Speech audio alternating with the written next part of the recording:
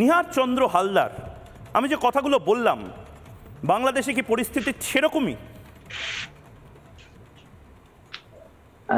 আসলে ময়ূরদা, আপনার প্রত্যেকটা আমি নোট করেছি, প্রত্যেকটা কথা। আপনি প্রথমেই আসে একজন হুজুর, যে নূর সাহেব হুজুর বলেছেন যে এই দেশে একসময় কোরআনের ইসে, আসলে তার ব্যক্তি কথা, এটা রাষ্ট্রের কথা না, রাষ্ট্রের আমাদের সনাতনীদের কথা নয়, মুসলিম ভাইদের কথা এবং 18 কোটি জনগণের কথা নয়। দ্বিতীয়ত, ব্যবসায়ী যেটা বলেছেন যে আমাদের একটি বাজারে মাইকিং করে বলা হয়েছে সেখানে মহিলারা প্রবেশ নিষেধ, এটা আসলে যারা বলেছে বা যে ব্যক্তিরা বলেছে ওই স্থানের প্রশাসনকে আমি অনুরোধ করব, এবং ওই স্থানের প্রশাসনের দায়, ওই স্থানে এটা কিন্তু সব জায়গা হচ্ছে না। একই সাথে আপনি যেটা বলেছেন যে গরুর মাংস রাখতে হবে, সেই গরুর মাংস কিন্তু আপনি দেখেন, আমার হিন্দু দোকানে কিন্তু গরুর মাংস আমি কোনোদিন রাখবো না। আমার না, কিন্তু এখনো কিন্তু বলছে কেন তাহলে? প্রায় 2 কোটি। তাহলে এটা বলছে কেন? এটা তো ভয়ঙ্কর হ্যাঁ, কথা। এক সেকেন্ড আপনি, হ্যাঁ এক সেকেন্ড, এই যে আপনারা দেখেন বাংলাদেশে আসলে বর্তমান যে পরিস্থিতি, আমরা যারা 8 দফা দাবি নিয়ে রাজপথে নেমেছিলাম এবং যারা আমরা অধিকারের রাজপথে নেমেছিলাম, আজ দেখেন প্রত্যেকটা ব্যক্তি আজ অসহায় জীবন যাপন করছে। এবং নিহার বাবু, আমাকে একবার একটু বলবেন, কারণ কলকাতা শহরের প্রচুর প্রচুর সুশীল সমাজ, সুশীল বাবু যারা এই মুহূর্তে শীতের আনন্দ, শীতের আমেজ নিচ্ছেন বিভিন্ন পার্টিতে, তাদেরকে একবার একটু বলবেন বাংলাদেশে আপনাদের 8টা দফা দাবি কি? আপনারা কি প্রধানমন্ত্রী হতে চান? আপনারা কি জর্জ বুশ হতে চান? কি কি দাবি? কারণ আমি জানি যে ভারতে সেই প্রত্যেকটা জিনিস আছে সংখ্যালঘুদের জন্য। একবার যদি একটু বলেন 8 দফা দাবির মধ্যে প্রধান 2-3টে দাবি কি? আচ্ছা, আপনাকে প্রথম, আমরা যারা আমাদের যারা মাইনরিটি, যারা সংখ্যালঘু, যারা সম্প্রদায় নির্যাতিত হয়েছি, তাদের ট্রাইব্যুনাল গঠন করে বিচারের আওতায় আনা। এবং আমি গুরুত্বপূর্ণ পয়েন্টগুলো আপনাকে বলি, তাহলে আপনি বুঝবেন। শুধু গোটা বিশ্বকে আমরা জানিয়ে দিতে চাই আমাদের এই 8 দফা যৌক্তিক দাবি, তার ভিতরে আমি গুরুত্বপূর্ণ পয়েন্ট 2-3টে আপনাদেরকে উদ্দেশ্য করে গোটা বিশ্বকে আমরা জানাতে চাই। আমাদের যে পূর্বপুরুষের রেখে যাওয়া সম্পত্তি, সেই সম্পত্তি বিগত দিনে যে সরকার ছিল, যাকে আপনারা বলা হয় হিন্দু বান্ধব সরকার এবং আওয়ামী লীগ সরকার, সেই সরকারের আমলেই এই অর্পিত সম্পত্তি করা হয়েছিল। আমার 7,000-এর অধিক দেবত্ব সম্পত্তি, 7,000-এর অধিক 71-এর পরে সেই সম্পত্তিও সরকারের রেকর্ডভুক্তে অধীনে করা হয়েছে। তো আমরা এই সম্পত্তিগুলো ফেরত চেয়েছি। আমাদের পূর্বপুরুষের সম্পত্তিগুলো, আমরা যেগুলো অর্পিত সম্পত্তি করা হয়েছে, সেই সম্পত্তিগুলো আমরা ফেরত চেয়েছি। এবং আমরা যারা মাইনরিটি আছি, আমাদের সুরক্ষা আইন চেয়েছি। আসলে আমরা যে 8 দফা আপনারা যদি দেখেন, এটা যৌক্তিক, এবং সে 8 দফা যদি বর্তমান উপদেষ্টা মন্ডলী মেনে নেয়, সে 8 দফার যদি বিচারের আওতায় আনে, তাহলে সবচাইতে বিচারের কাঠগড়ায় দাঁড়াবে পূর্বে যারা সরকার ছিল, তারা কিন্তু দাঁড়াবে। আমরা এর বেশি কিছু চাইনি। এবং আমাদের এই আন্দোলনকে প্রশ্নবিদ্ধ করার জন্য আমরা যখন রক্তাক্ত শারদে রাজপথে নেমেছিলাম 2021 সালে, তখন আমাদেরকে বলা হয়েছিল, যে সরকার ছিল, যে এই আন্দোলন জামাত, শিবির, বিএনপির হয়ে হিন্দু প্রতিনিধিরা রাজপথে নেমেছে। এবং এখন যে আমরা, এক সেকেন্ড আপনি একটু বললেন, এখন যে আমরা আন্দোলনে নেমেছি 5ই আগস্ট, সেই আন্দোলনকে বলা হচ্ছে আওয়ামী লীগের। আসলে আমরা আওয়ামী লীগের সাথে কেউ যুক্ত নয়, কোন রাজনৈতিক দলের সাথে আমাদের এই আন্দোলন ছিল না, ভবিষ্যতেও আমরা কোন রাজনৈতিক দলের সাথে যুক্ত হতে চাই না। এই যে ফোর্স কনভার্সন, অর্থাৎ এই ধর্মান্তকরণ, জোর করে ধর্ম পরিবর্তন করে নেওয়ার কথা বলা, বা অনেক ক্ষেত্রে দাঁড়িয়ে স্বেচ্ছায় ধর্ম পরিবর্তন করছে বহু কন্যা, বহু মেয়েরা, এটাকে কি বলবেন?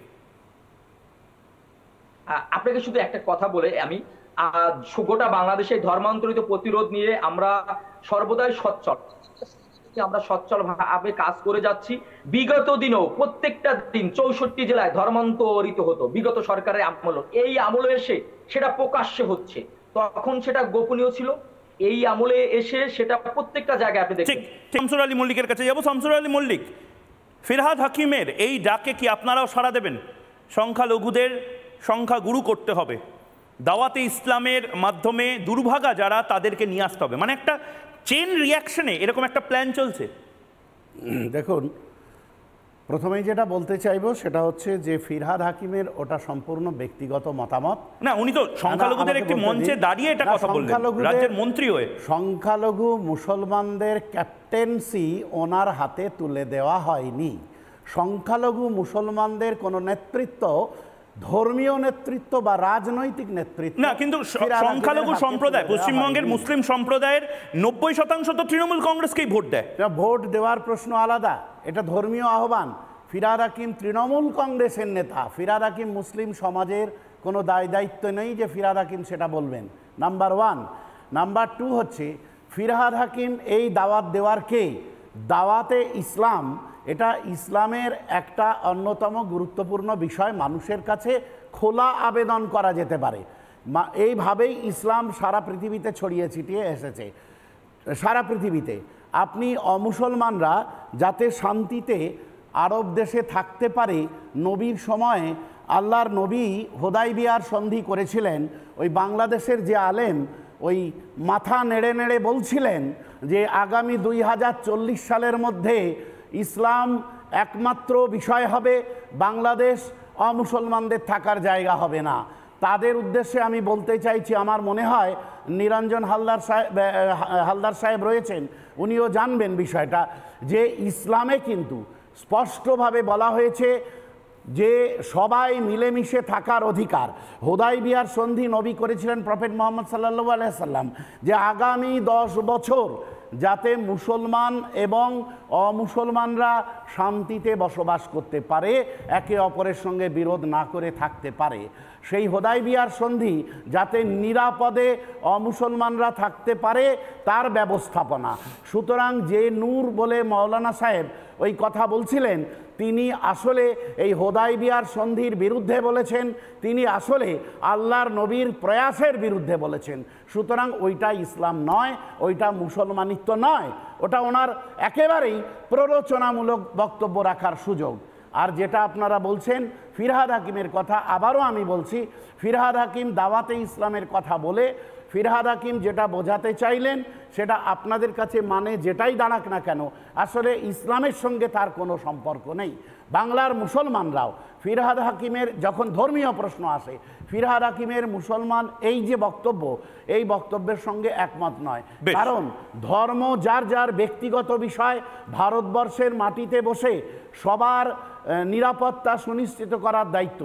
আমি আর একটা কথা বলে, মহিউদ্দা আমাকে আর 1 মিনিট সময় দেবেন, সেটা হচ্ছে এই যে আপনারা বলছিলেন লাভ জেহাদ, আমি একটা বিষয় জানতে চাইছি যে মুসলিম মেয়ের সঙ্গে যখন হিন্দু ছেলের বিয়ে হয় তখন তো তাকে হিন্দু ধর্মে কনভার্টেড হয়ে তারপরে তার বধূ সাজতে হয়, তাহলে এটাকে কোন জেহাদ বলবেন? এটা বাংলাদেশের নির্দিষ্টভাবে হিন্দু কোনো উগ্র সংগঠন, উগ্রবাদী সংগঠন, তারা কি এটাকে প্ল্যানের মধ্যে রেখেছে যে ভোট জিহাদ করতে হবে, ল্যান্ড জিহাদ করতে হবে, লাভ জিহাদ করতে হবে? এটা তো নেই। মুসলিম সম্প্রদায়ের জনসংখ্যা কমিয়ে দেওয়ার কি কোনো ধরনের কোনো প্ল্যান গ্লোবালি হিন্দু সম্প্রদায়ের কোনো সংগঠন নিয়েছে? এইভাবে শুনুন, এইভাবে কোনো ধর্মান্তরণ হয় না।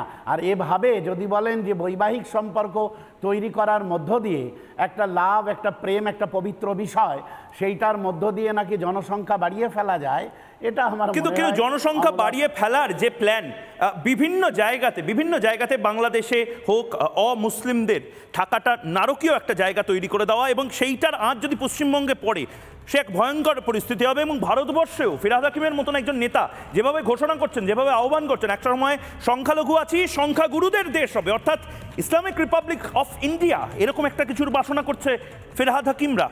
নানা ধরনের কন্টেন্ট দেখার জন্য লাইক করুন, শেয়ার করুন আমাদের ফেসবুক পেজ, সাবস্ক্রাইব করুন আমাদের ইউটিউব চ্যানেল।